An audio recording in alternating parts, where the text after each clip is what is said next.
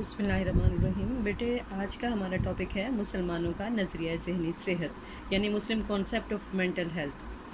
اور شروع میں آپ کو یہ بات واضح کر دوں کہ مسلمانوں کے ہاں یعنی مسلمان مفکرین کے ہاں ذہنی امراض کی بجائے ذہنی صحت پر زیادہ توجہ دی جاتی ہے، اور جتنے بھی ہم گفتگو کریں گے اس میں اللہ تعالیٰ سے نزدیکی اور ذہنی صحت کے بارے میں مسلمان مفکرین کے نظریات کو ہم دیکھیں گے،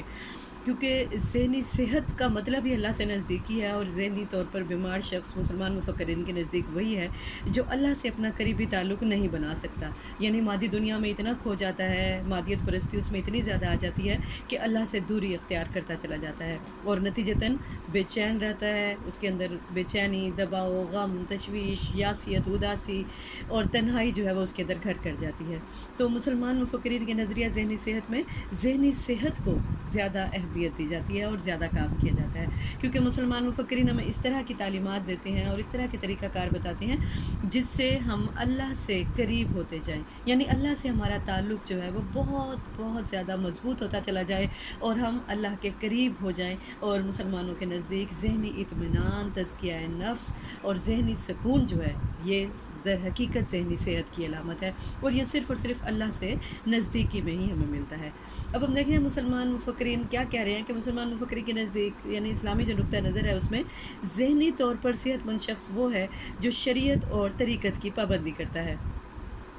اب شریعت، ہر نبی کی اپنی شریعت ہے، اللہ تعالیٰ نے جتنے انبیاء مبعوث فرمائے ان کے ساتھ ہی ان کی شریعت بھی ان کو دی، اور انہوں نے اپنی قوموں کو اپنی شریعت کے مطابق اللہ سے نزدیکی کے طریقے بتائے اور تعلیمات دی، یعنی شریعت سے مراد کیا ہوا؟ انبیاء کی تعلیمات، جبکہ طریقت کا مطلب ہے اللہ سے محبت کرنا، یعنی اپنے رب سے روحانی تعلق پیدا کرنا، اللہ سے لو لگانا۔ یہ طریقت سے مراد یہ ہے کہ اللہ کی عبادات، اللہ سے محبت اتنی شدید پیدا کرنا کہ اللہ سے تعلق روحانی اتنا مضبوط ہو جائے کہ فرد صرف اللہ کا فرما بردار اور تابع دار ہو جائے، یعنی وہ اللہ کی مرضی کے مطابق اپنی مرضی کو ڈھال دے، تو پھر اللہ کے نزدیک راضیتم مرضیہ، یعنی وہ اللہ سے راضی، اللہ اس سے راضی۔ تو یہ کیفیت جو ہے یہ اسلامی تعلیمات پر عمل کر کے، اللہ سے محبت کر کے وہ تعلق بنایا جاتا ہے جس سے یہ کیفیت حاصل ہو سکتی ہے۔ گویا مسلمانوں کے نزدیک جو ذہنی صحت ہے وہ اللہ سے نزدیکی ہے، اور اللہ سے دوری جو ہے وہ ذہنی بیماری ہے۔ اب مسلمان مفکرین کہہ رہے ہیں کہ ذہنی صحت کا حتمی دار و مدار خدا سے نزدیکی، روحانی بالیدگی اور فطرت کے ساتھ ہم آہنگی میں ہے، یعنی مسلمان مفکرین کے نزدیک ہماری مثبت سوچ اور مثبت عمل جو ہے یہی صحت مند شخصیت کے لیے لازم و ملزوم ہے۔ اب انسان چونکہ دنیا میں اللہ نے اس کو اپنا نائب مقرر کیا ہے اور اللہ کا خلیفہ ہے انسان، اب خلیفۃ اللہ ہونے کی حیثیت سے انسان کے اوپر اللہ نے بہت بڑی ذمہ داری ڈالی ہے کہ اللہ کے احکامات کو اللہ کی زمین پر لاگو کرے، یعنی اللہ نے جو احکامات اس کو دیے ہیں، جو حکم اس کو دیے ہیں، جو فرائض اس پر ہے، ان کے مطابق اپنی زندگی گزارے، جس میں حقوق العباد اور حقوق اللہ دونوں ہی شامل ہیں، اور اس میں معاشرت اور معیشت ہر قسم کی زندگی کی اللہ تعالیٰ نے رہنمائی فرمائی ہے، یعنی ہر لمحہ زندگی کے ہر قدم پر اللہ کی فرما برداری کرے، یہی اللہ سے نزدیکی ہے، اور اللہ کا نافرمان ہونے کا ایک لمحے کو سوچے بھی نہیں، اللہ کی ناراضگی کے متعلق سوچے بھی نہیں، یہی اس کی ذہنی صحت ہے۔ تو یہی ذہنی صحت کا حتمی دار و مدار ہے۔ اب جو شخصیت اللہ تعالیٰ پر یقین رکھتی ہے، اس کے احکامات پر عمل کرتی ہے، تو ظاہری طور پر وہ ذہنی طور پر صحت مند ہوگا، لیکن سوال یہ پیدا ہوتا ہے کہ اب اللہ کا قرب کیسے حاصل کیا جائے، یعنی اللہ کے نزدیک کیسے ہوا جائے، جس میں کچھ پوائنٹس مسلم مفکرین نے ہماری رہنمائی کے لیے بتائے ہیں کہ امر بالمعروف و نہی عن المنکر، یعنی امر بالمعروف نیکی کا حکم دو، و نہی عن المنکر اور برائیوں سے روکو، یعنی ایمان لانے کے بعد ہمارا سب سے پہلا ہر مسلمان کا فرض یہ ہے کہ ہم نیکی کی تعلیم دیں اور برائیوں سے لوگوں کو روکیں، اور یعنی معاشرے میں جو برائیاں پھیل رہی ہوتی ہیں ہمارا فرض بنتا ہے کہ ہم جب اللہ کی نافرمانی کو دیکھیں تو خاموش نہ بیٹھے رہیں، بلکہ اللہ کی نافرمانیوں کو جب ہم دیکھیں تو ہم لوگوں کو منع کریں، اور خود سب سے پہلے اپنے آپ کو ان چیزوں سے روکیں، اور ایمان لانے کے بعد یعنی دین پھیلانا جو ہے، خود دین سیکھنے کے بعد دین پھیلانا ہمارا پہلا فرض ہے۔ اب ارکان اسلام پر عمل، یعنی اسلام کے ارکان پر عمل کر کے، اب ارکان اسلام پر عمل کرنا کیا ہوا کہ اللہ تعالیٰ نے جو بھی ہم پر، یعنی جیسے نماز، روزہ، حج، زکوٰۃ ہے، یعنی ان کو ادا کرنا. لیکن صرف یہی ہمارا دین نہیں ہے کہ عبادت سے مراد یا ارکان اسلام سے مراد صرف نماز روزے کی پابندی ہے، بلکہ ہر شعبے میں اللہ کی دی ہوئی تعلیمات، اللہ کے مقرر کی ہوئی حدود کی پابندی کرنا جو ہے وہ ہم سب پر فرض ہے. اب تیسرا جو ہے تزکیہ نفس، کہ اپنے نفس کا تزکیہ کرنا، یعنی اپنے نفس کو برائیوں سے روکنا اور برائیوں سے پاک کرنا. اللہ تعالیٰ نے قرآن پاک میں 3 قسم کے نفس کا ذکر کیا ہے: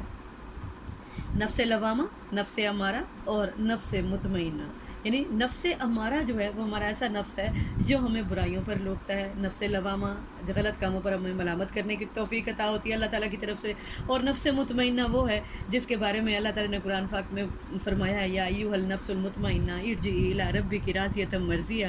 کہ اے اطمینان پکڑنے والی روح، تو چل اپنے رب کی طرف، وہ تجھ سے راضی اور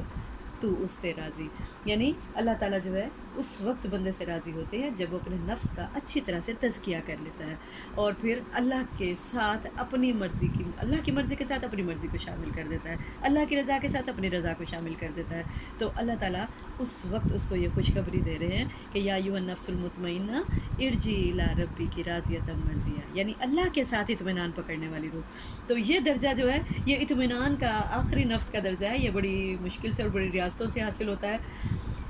اب چوتھا ہے اللہ کی دی ہوئی نعمتوں پر شکر اور توکل کرنا. یعنی انسان کا کام کیا ہے کہ اللہ کی دی ہوئی نعمتوں کا شکر ادا کرے، اس کی نعمتوں پر توکل کرے، اور دنیا کی حرص و ہوس اور لالچ نہ رکھے. یعنی جو اللہ نے دیا اس پہ راضی ہو جائے، جو اللہ نے نہیں دیا وہ سوچے کہ میری قسمت میں نہیں ہے، میرے اللہ کی مرضی نہیں تھی، یہ میرے لیے بہتر نہیں تھا. اور توکل کرنا کہ حسد اور جو امام غزالی نے مختلف امراض بتائے ہیں، توکل سے ان تمام امراض سے جو ہے وہ نجات حاصل کی جا سکتی ہے. کہ جب ہم توکل کریں گے اللہ کی دی ہوئی نعمتوں پر تو خود بخود ہمارا دل جو ہے وہ مطمئن ہو جائے گا اور زیادہ کی خواہش ہمارے اندر سے نکل جائے گی. تو اس طرح انسان توکل کر کے بھی اللہ سے نزدیکی حاصل کر سکتا ہے.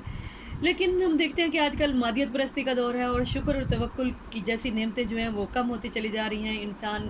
کم ہی ایسے ہیں جو شکر ادا کرتا ہے، کیونکہ اللہ تعالیٰ نے فرمایا ان الانسان لفی خسر، بے شک انسان خسارے میں ہے. تو خسارے کا مطلب ہی یہی ہے کہ ہم سب اللہ کی دی ہوئی نعمتوں کا شکر ادا نہیں کرتے ہیں، توکل نہیں کرتے ہیں. حرص و ہوس اور لالچ جو ہے آج کل کے انسان میں بہت زیادہ ہے، یعنی مادیت پرستی کا دور ہے. تو دور جدید کا انسان جو ہے اسی مادیت پرستی کی وجہ سے اپنا تشخص کھو رہا ہے، اور جب وہ اپنا تشخص کھو رہا ہے تو بے چین ہے.